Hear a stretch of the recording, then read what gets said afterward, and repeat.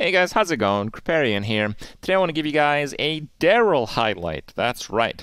I've given it quite a bit of thought, and I actually think Daryl is one of the best heroes to play right now. Daryl is one of those heroes where you never really feel like it's too powerful. It's like, yeah, maybe it's like turn one, and you get like the hat. It's like an extra 1/1. You're like, okay, that helps you win the first round, maybe the second round, maybe the third round. Getting an early powerful start like that is actually pretty important in the current pretty ridiculous state of the game, honestly, but it is what it is. That's pretty nice. Not losing those first few rounds is always really nice. But people kind of just lose track of the Daryl effect, and they're like, yeah, kind of whatever. But if you're a player that generally focuses on economy-based builds, so like with Bran or like some end-of-turn stuff, if you're churning through lots of cards from the tavern, you can have games where you're churning out like 50 or 100 or even more cards. And because the Daryl hat effect is never actually lost, because when you buy a card, it gets a 1/1 hat. When you sell it, it goes to a different minion. As long as you never clear out your whole board, which obviously you should never do if you're playing Daryl. Obviously, it's not that hard not to do. It's just don't sell your last minion, basically. You're always getting these effects. So the way that I think of it is like, if you're playing an economy-based goal in your games, and you might not be. You might be a beast enjoyer or something. I get it. In that case, maybe it's not so good. But if you're playing kind of one of those like Hyrule economy style builds, or you're trying to go for those kinds of builds, it's like your last board is going to have plus 100 to plus 150 in attack and damage across your guys. And is that pretty good? Honestly, yeah, that's like pretty damn good. If you combine that with the fact that you're not likely to lose the first few rounds, you have a powerful endgame advantage if you're playing a certain way, Daryl's actually just pretty good. It just doesn't really feel that way, because 1/1 feels like not that big a deal in the mid game, but it really does tend to add up if you have the engine going. So I thought it's pretty cool, and I thought you guys would enjoy a game with Daryl, because honestly, there's not a lot of those out there. Take a look. And we can try Daryl this time. On your mark, get set, go! When you buy a minion.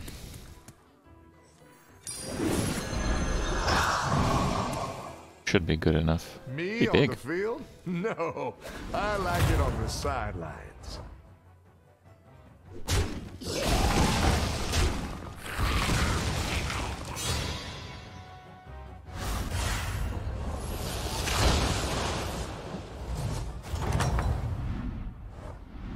The crowd goes wild. What is that? That's like a debate trip. I don't think we're going with that. Want my autograph after this?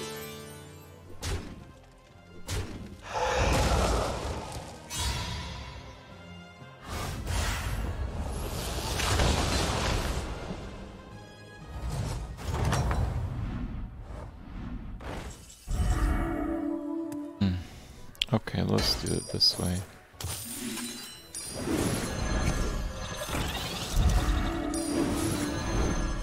Go to sleep. The PoE thing is not sponsored content, no. I mean, Path of Exile is what I played for about a couple of years before Hearthstone. And around the time I stopped, I mean, Hearthstone came out, so it was kind of a big deal.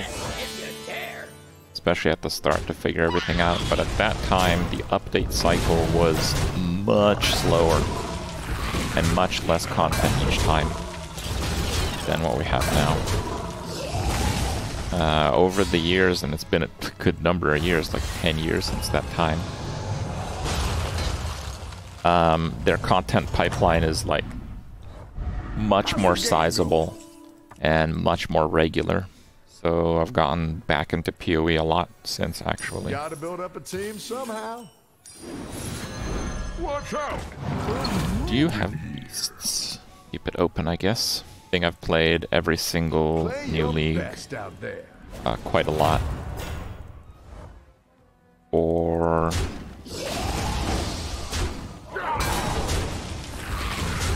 I'd like to say what really sparked PoE again for me was actually the first ExileCon. Before that, I was playing every like 2 or 3 leagues.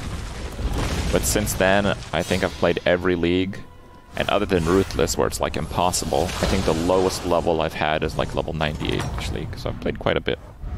Game, set, and match. Let's go for the dragon here because we can get some scaling. Actually, let's buy that. It's just a little sand in your eyes. I don't think I'll actually keep the front Drake, so You'll have to train that one up. go with that. Watch out! I'm baking here.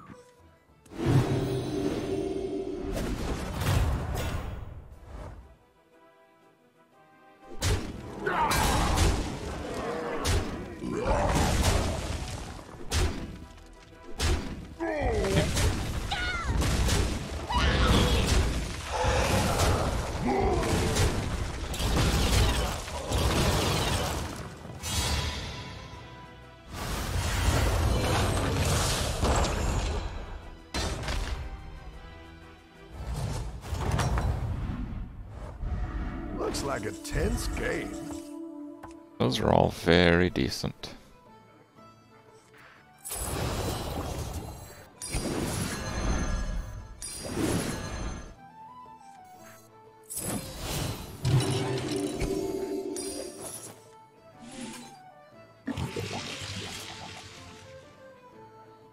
Watch out! I'm moving here.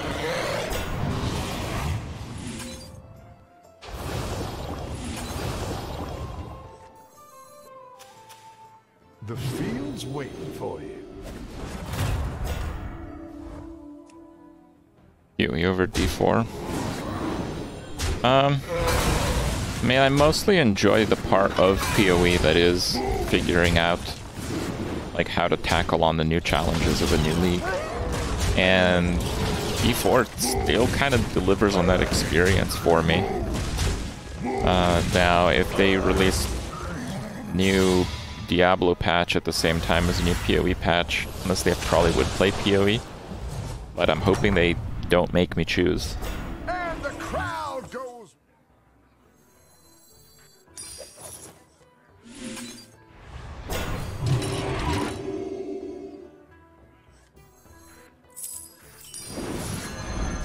It's just a little sand in your eyes. Be back in a sec. Play your best out there.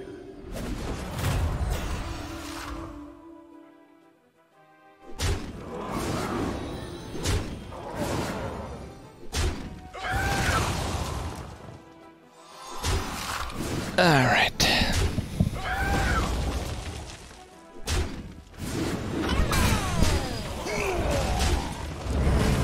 I think Diablo 4 launch was pretty poor, but I actually think they did a pretty good job with Season 2. Didn't have quite the lasting power like a new PoE league does, but I can't say I didn't enjoy it. I liked it.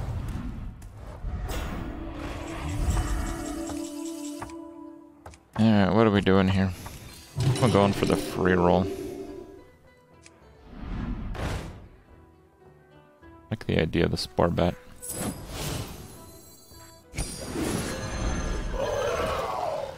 Undefeated Mana Storm on 5. Christ.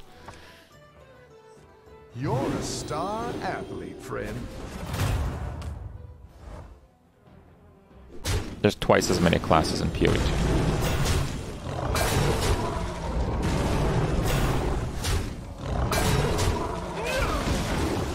Man, house doesn't really seem that strong.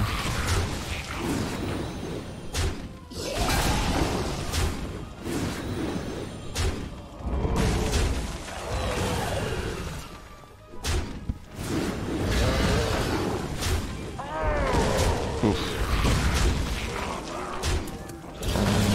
Still win.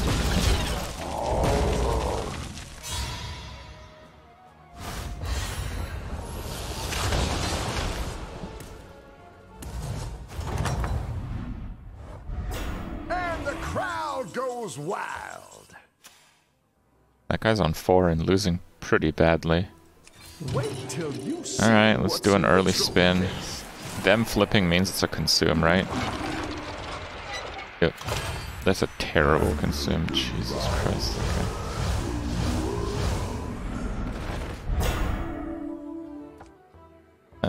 Yeah. Guess I'll do that.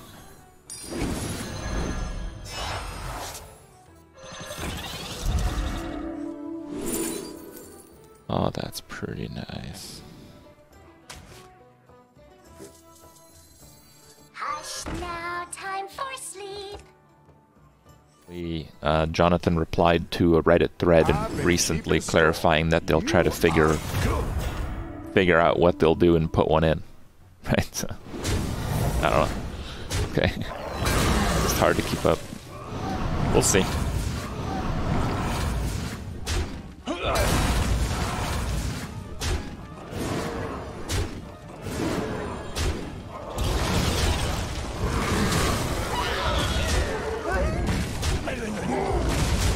And dead.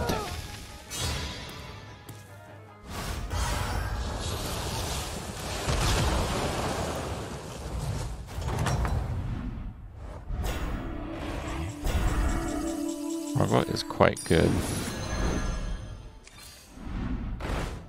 We got a ghost here. I'll do what I can. That's junk.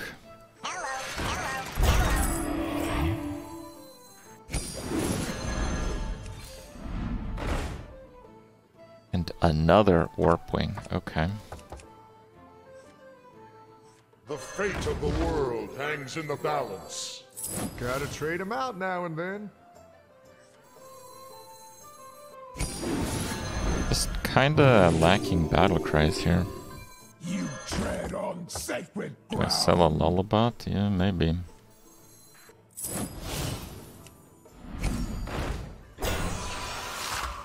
I like the lantern quite a bit, Whoa, almost got me there. but I can't freeze for it.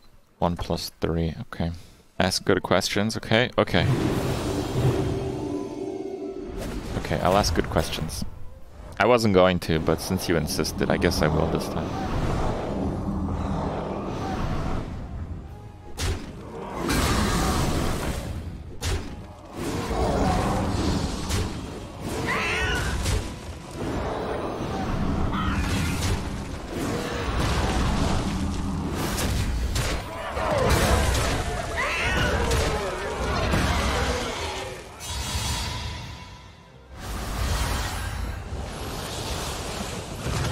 Yeah, I'll probably do a few BGs after the interview.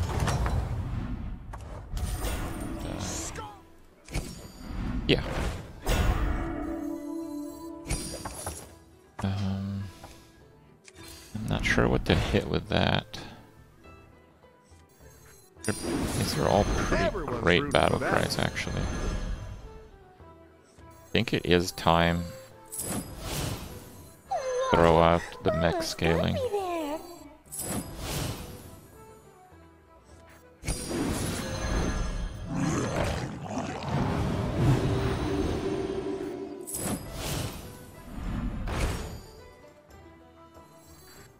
Time to bench that one.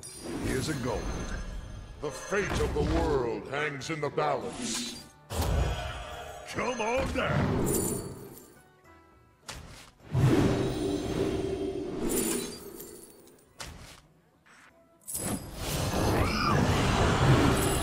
Someone's coming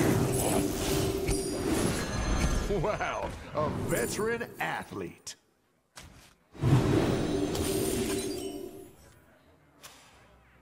That guy's winning, so yeah. I suppose I'll do this. For turn 11, it's not bad at all. Yes, I am the same Kripp of the Diablo Inferno difficulty. The focus is listed on the PoE 2 Steam page. I don't even know what you're talking about. Let me see.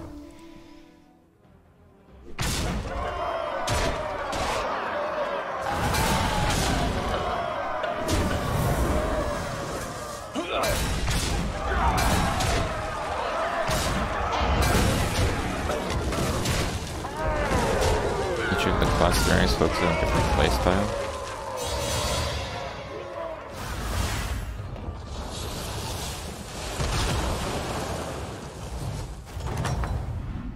That? They're basically just saying that the different classes are different. They're saying they're distinct. That's all that's being said. The fate of the world hangs in the balance. Mecha Jar. Jar is actually pretty strong, yeah. Destroy! Bit of a risk to make it a war plate, which I don't want.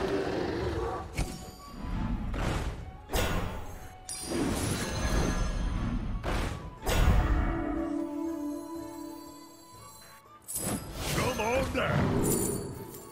So this is like half of that, but you get the actual battle cry effect, which might be really good.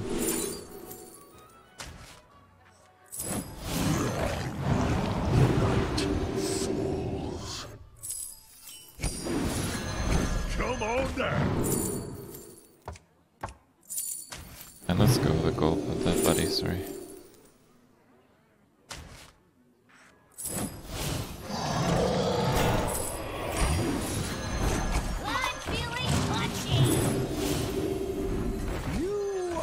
Fill out your team. You're at the top of the board.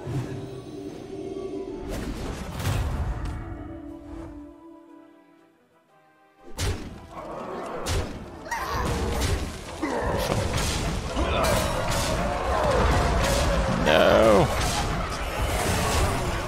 Rude, bro. Rude.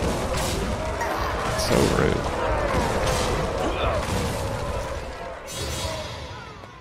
Well, from undefeated Millhouse to very much defeated Millhouse. And the crowd goes wild. A strong one for your team.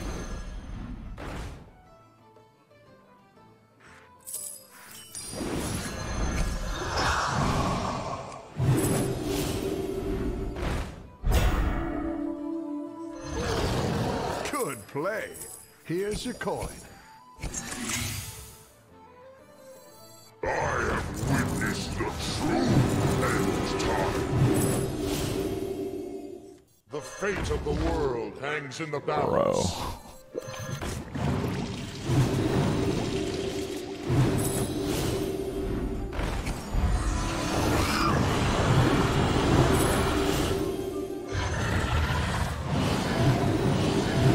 This is a tad risky here, but...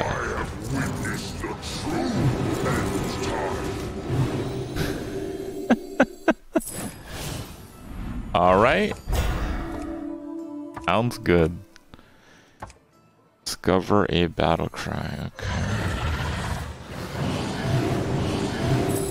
Who knows what secrets will uncover? Who knows what secrets will uncover? 4.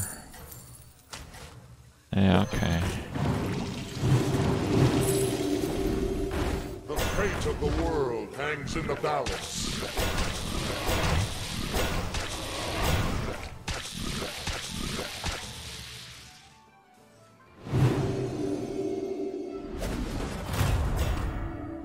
Yeah, bro, like, just, okay.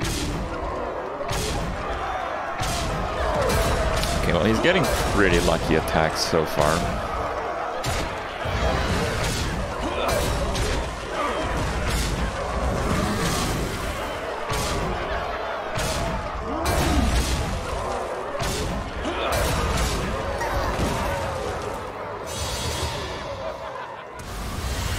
Easy peasy today.